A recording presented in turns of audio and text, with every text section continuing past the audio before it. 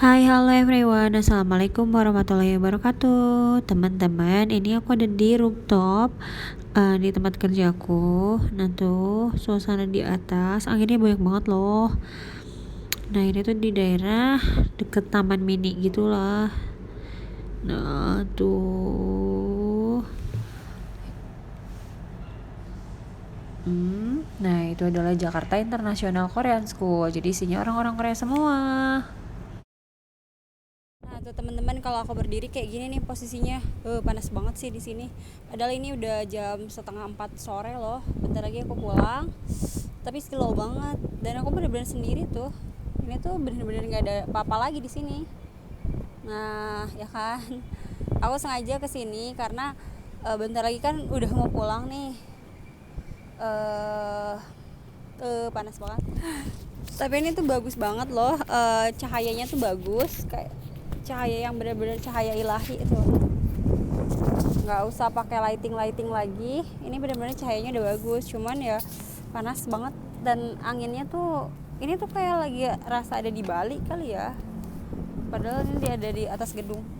Tuh toren air. Ayo deh, tunggu dulu ya, aku turun dulu ke bawah.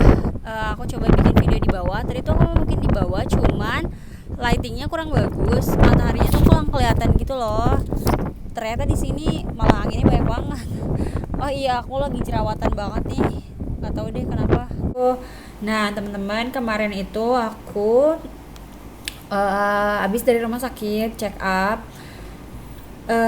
Awalnya tuh aku ngerasa sering banget akhir-akhir ini tuh sakit kepalanya tuh nyut-nyutan banget loh. Di sini bener-bener nyut-nyutan banget.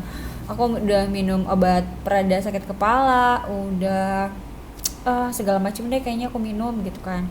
Nah tapi dia nggak ada perubahan sama sekali. Nah akhirnya aku memutuskan untuk pergi ke rumah sakit mau cek lab. Nah sampai di rumah sakit ternyata aku pikiran, kenapa nggak sekalian aku USG aja gitu. Nah kebetulan juga di sana ada temen aku, jadi ya udahlah gitu sekalian USG kan. Dan itu tuh kemarin USG terlama yang pernah aku lakuin, karena tindakan USG-nya juga lama gitu, bener dicari dulu, terus kita juga ngobrolnya juga lama, jadinya bener-bener lama. Nah teman-teman, nih aku kasih videonya saat aku di rumah sakit. Ini dia, silahkan dilihat.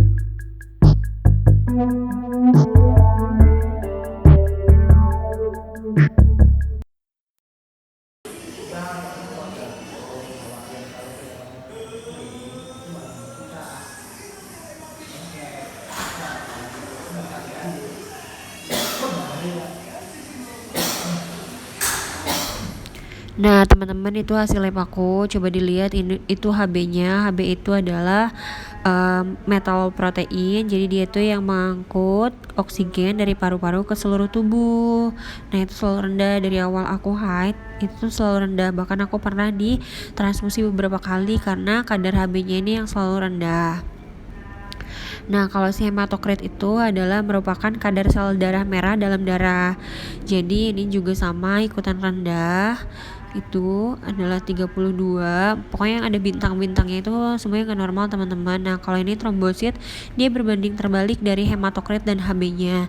Dia malah cenderung tinggi, harusnya ada di bawah 400.000 atau normalnya 150 sampai 400.000. Nah, ini aku selalu ada di atas 400.000. Nah, kalau ini MCV, MCH sama MCHC-nya itu adalah ikutan dari HB-nya. Kalau HB-nya rendah, nah biasanya sih ini 3 komponen ini juga ikutan rendah karena dia merupakan kekentalan dalam darah. Nah, kalau yang di bawah itu adalah kolesterol. Nah, kolesterolnya itu tinggi banget, 285 ya teman-teman. Nah, padahal harusnya itu adalah di bawah 200. Nah, ini tuh kemarin aku ikutan ketofastosis. Kalau yang nggak tahu keto, coba di googling apa itu keto. Cuman karena aku ikutnya setengah-setengah dan memutuskan kembali lagi seperti hidup biasa, jadinya itulah tinggi karena aku nggak tahan kalau nggak makan buah. Nah, ini kolesterol jahatnya juga tinggi banget. Jadi kemarin tuh beberapa saat aku sempat berhenti makan buah saat ikutan keto ini.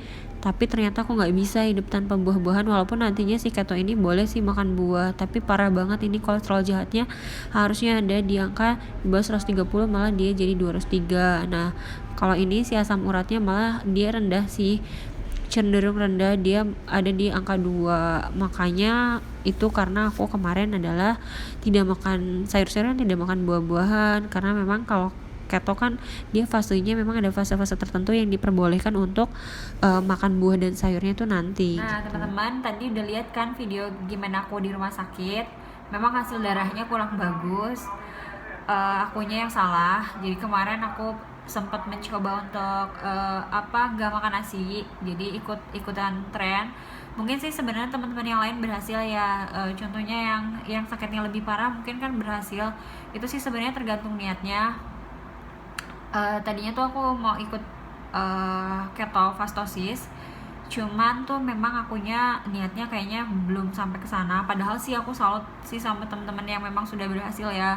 Sebenarnya aku juga udah beli amunisinya seperti imunerator honey segala macam, tapi memang kalau niatnya belum ini ya belum kesampaian jadinya jatuhnya. Dan karena aku suka banget sama buah, kemarin makannya yang kebanyakan protein hewaninya, jadi aku nggak kuat gitu. Jadi gimana ya, yang terbiasanya makan sayur, kalau makan nasi oke lah, nggak makan nasi nggak apa-apa, tapi kalau misalkan kayak sayur dan buah itu belum bisa sih gitu kan.